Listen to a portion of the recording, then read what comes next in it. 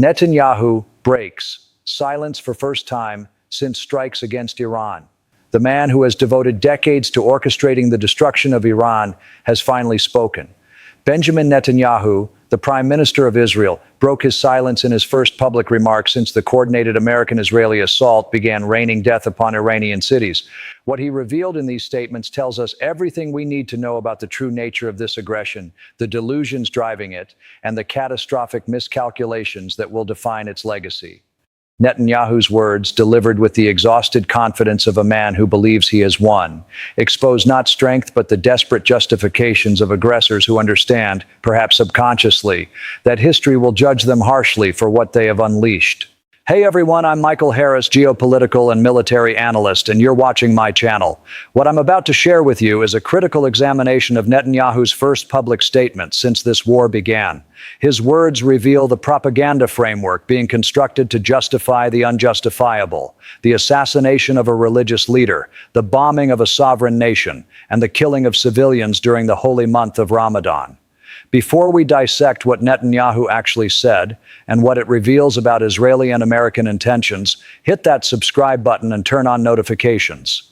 Drop a comment with your thoughts as we go through this together, and share this video with everyone who needs to understand the reality behind the rhetoric.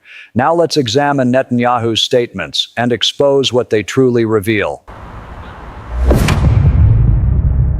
Netanyahu began by addressing the question that many are asking: why now? His answer reveals the twisted logic that has guided this entire operation. According to the Israeli Prime Minister, Iran has been chanting "Death to America, death to Israel" for 37 years. This rhetoric, he claims, makes Iran the only country on the planet that openly declares its intention to destroy the United States and works tirelessly to achieve that goal.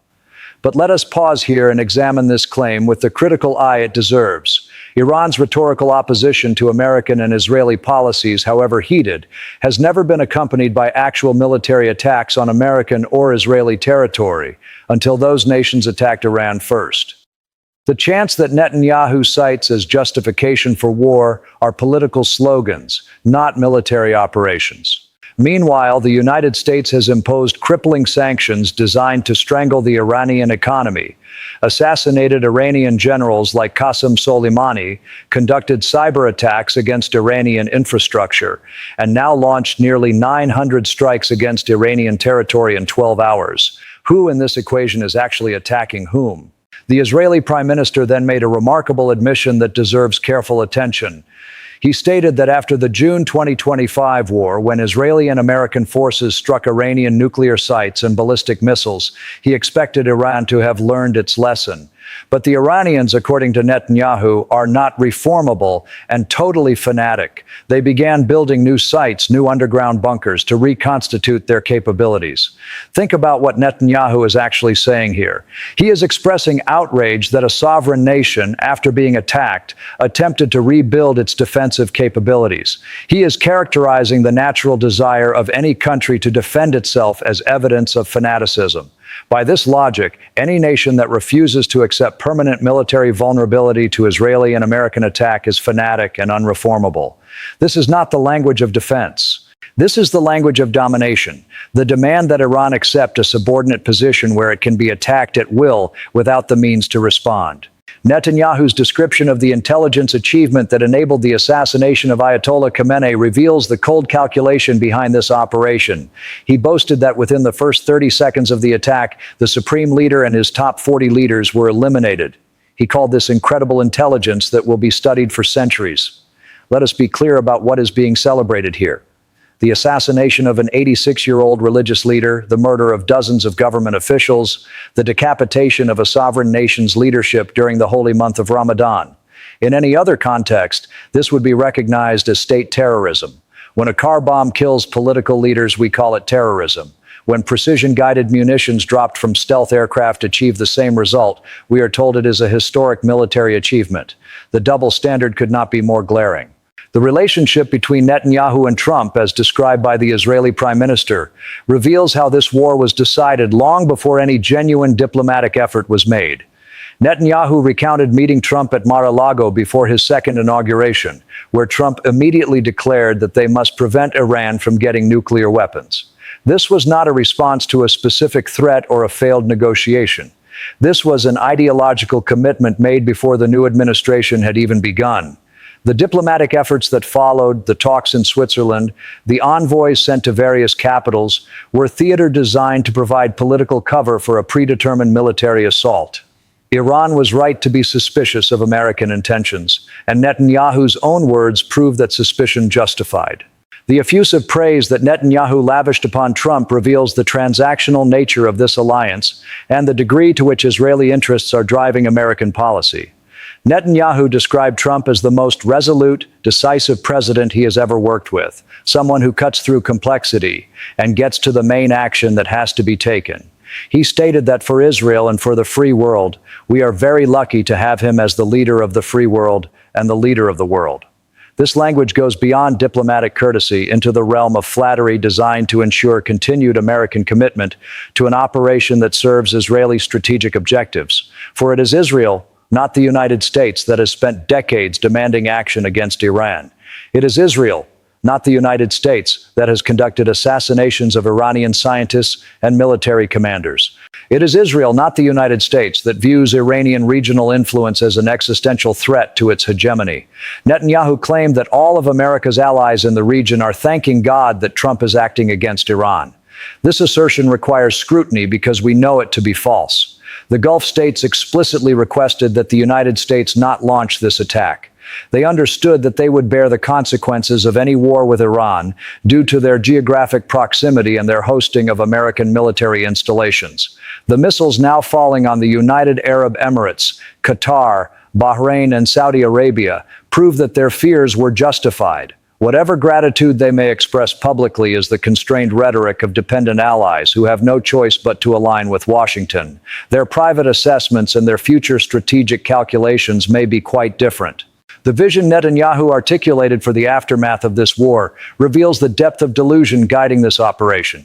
He declared that this will not be an endless war, that it will be quick and decisive, and that it will create conditions for the Iranian people to take control of their destiny and form a democratically elected government. We have heard this rhetoric before.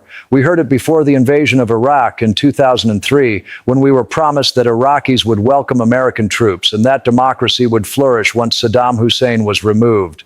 20 years later, Iraq remains mired in instability, sectarian division, and Iranian influence. We heard similar promises about Libya in 2011, where NATO intervention was supposed to usher in a new era of freedom.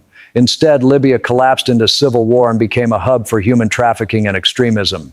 The pattern is clear. American military intervention destroys but does not build, kills leaders but does not create stable governance, promises liberation but delivers chaos.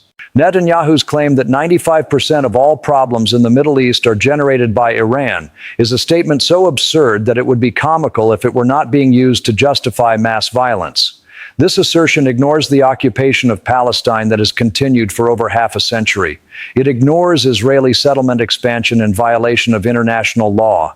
It ignores repeated Israeli military operations in Gaza that have killed thousands of civilians. It ignores Israeli strikes in Syria, Lebanon, Iraq, and now Iran itself. It ignores the destabilization caused by the American invasion of Iraq and the subsequent rise of ISIS. It ignores Saudi Arabia's devastating intervention in Yemen. The notion that Iran is responsible for 95% of regional problems is not analysis. It is propaganda designed to dehumanize an enemy and justify unlimited violence against them. The Israeli Prime Minister spoke extensively about the Abraham Accords and the possibility of expanded peace treaties with Arab states following the destruction of the Iranian regime. He envisions a future where Saudi Arabia, the UAE, Egypt, Jordan, and other regional states normalize relations with Israel and form a united front against any remnants of Iranian influence. But this vision ignores a fundamental reality.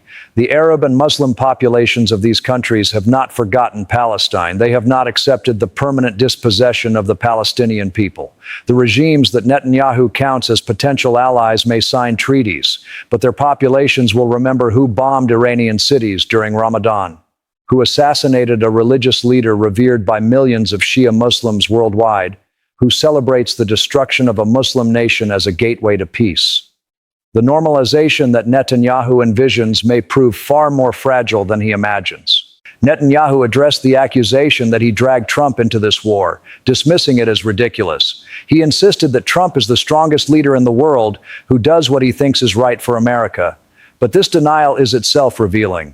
The question of who is leading whom in this alliance is one that Netanyahu clearly feels the need to address, suggesting that it is a concern even within supportive circles. The reality is that Netanyahu has spent decades lobbying American administrations to take military action against Iran. His famous presentation to the United Nations with the cartoon bomb diagram, his opposition to the Iran nuclear deal, his cultivation of relationships with American politicians who share his hawkish views on Iran. All of this represents a sustained effort to shape American policy toward confrontation with Tehran. To claim now that he has not influenced American decision-making strains credulity. The personal narrative that Netanyahu offered, his brother lost in war, his own wounds sustained while liberating hostages, his experience holding a dying soldier in his arms, was clearly intended to establish his credentials as someone who understands the cost of war. But this personal history does not immunize his policies from criticism. Indeed, it raises the question of why someone who has experienced the horrors of war would be so eager to inflict those horrors on others. The Iranian families now sheltering in metro stations and parking garages as bombs fall on their cities also know the cost of war. The children of Tehran who will grow up remembering this assault also understand sacrifice. Netanyahu's personal suffering does not grant him the right to impose suffering on 85 million Iranians. The framing of this conflict as the good guys versus the bad guys and civilization versus barbarism reveals the Manichaean worldview driving this operation.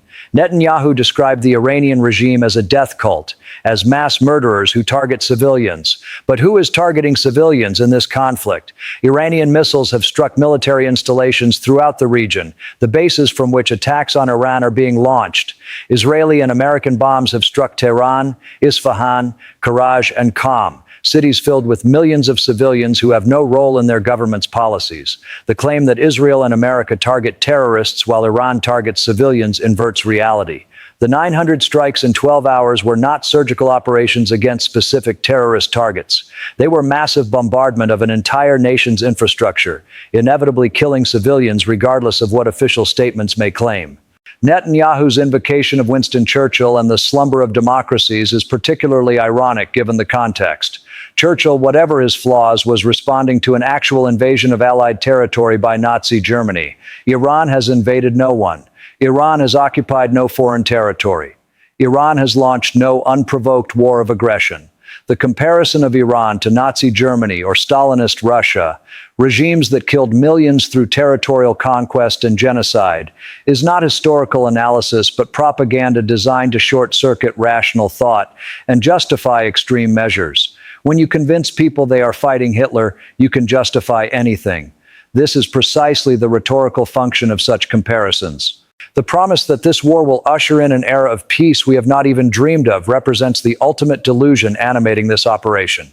History teaches that wars of aggression do not produce lasting peace. They produce grievances, they generate resistance, they create new enemies, and they set the stage for future conflicts. The Iranian people will not forget this assault. The Shia communities worldwide who revered Khamenei as a religious authority will not forget his assassination. The nations of the global south who watch major powers bomb whoever they wish without consequence will not forget the lesson about the meaninglessness of international law when the powerful choose to ignore it.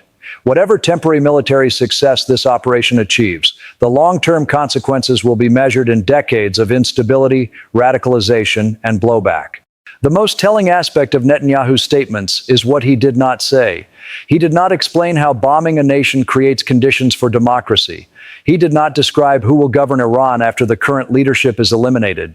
He did not address the humanitarian catastrophe unfolding as Iranian civilians experience bombardment without adequate shelter. He did not acknowledge the regional escalation as Iranian missiles strike throughout the Gulf. He did not discuss the economic consequences as oil markets react to the disruption of supplies through the Strait of Hormuz. He did not confront the reality that Iran's underground facilities have survived the assault and that missiles continue to fly despite 900 American strikes. The gaps in Netanyahu's triumphant narrative reveal the gaps in the planning that preceded this war. What we are witnessing is not the dawn of a new era of peace. It is the beginning of a conflict whose consequences will reverberate for generations. Netanyahu's confident predictions of quick victory echo the confident predictions that preceded every American military adventure that subsequently turned into a quagmire. The Iraqi government would stabilize within months. The Afghan government would establish itself throughout the country. The Libyan factions would form a unity government.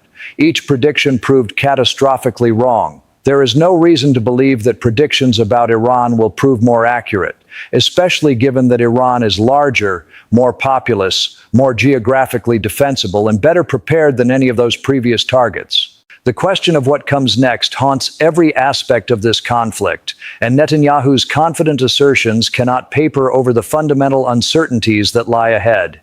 He speaks of creating conditions for the Iranian people to liberate themselves, but what does this mean in practical terms? The Islamic Republic has survived 47 years of American hostility. It survived the Iran-Iraq War, which killed hundreds of thousands with active American support for Saddam Hussein. It survived decades of sanctions designed to strangle its economy. It survived assassinations of scientists and military commanders. It survived the June 2025 war that Netanyahu himself references. The assumption that this assault will finally produce the regime collapse that all previous measures failed to achieve reflects wishful thinking rather than strategic analysis. The regional dynamics that Netanyahu portrays as favorable to his vision of peace are far more complicated than he acknowledges. Yes, the Gulf monarchies may privately welcome the weakening of Iran, but these same monarchies are now experiencing Iranian missiles striking their territories, a direct consequence of the war they were dragged into despite their explicit requests for restraint. The Emirati warning that they will not tolerate continued missile barrages suggests that the supposed coalition supporting this operation may be more fragile than Netanyahu claims. When the costs of alignment with American aggression become visible in damaged infrastructure and injured civilians, the calculations of these regimes may shift in ways that complicate the neat narrative of regional peace through Iranian destruction. The Shia dimension of this conflict extends far beyond Iran's borders in ways that Netanyahu's regional peace vision fails to account for. The assassination of Ayatollah Khamenei was not merely the elimination of a political leader, but the murder of a religious authority revered by Shia Muslims worldwide. The crowds that attempted to storm the American embassy in Baghdad, the demonstrations in Pakistan, the threats from Hezbollah, these are early manifestations of a religious mobilization that will persist long after the current military operations conclude.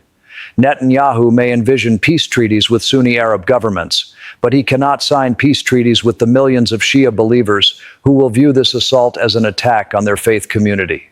The economic implications of this conflict, barely mentioned by Netanyahu, will affect every nation on earth regardless of their position on Middle Eastern geopolitics. The Strait of Hormuz, through which 20% of global oil exports pass, is now a combat zone. Iranian threats to close the strait are not bluffs but reflect capabilities developed over decades specifically for this scenario. Oil prices are already spiking in response to the uncertainty, and significant disruption of tanker traffic would trigger a global economic crisis. American consumers who pay little attention to events in Tehran will notice when gasoline prices double and inflation accelerates. The Iranian people deserve sympathy that Western media will not provide. They are experiencing the terror of bombardment, the grief of their murdered leader, and the uncertainty of their nation's future. They did not choose this war. They did not attack the United States or Israel. They are the victims of an aggression justified by rhetoric about existential threats and death cults, the same rhetoric that has preceded every war of choice in modern history. Netanyahu may believe he is securing Israel's future, but he is more likely ensuring decades of hostility from a nation of 85 million people who will never forget what was done to them. I want to hear your thoughts on Netanyahu's statements and what they reveal about the true nature of this conflict. Do you believe the confident predictions of quick victory and lasting peace, or do you see the familiar pattern of hubris that has preceded every failed military intervention? What does it mean when the assassination of a religious leader is celebrated as an intelligence achievement rather than recognized as a violation of international law? Drop your comments below. If you found this analysis valuable, subscribe right now and hit that notification bell. Share this video with everyone who needs to understand that Netanyahu's triumphant rhetoric conceals the reality of an aggressive war against a nation that posed no imminent threat to those attacking it. I'm Michael Harris. Today we examine the first public statements of the man who has devoted his political career to bringing about this moment of destruction.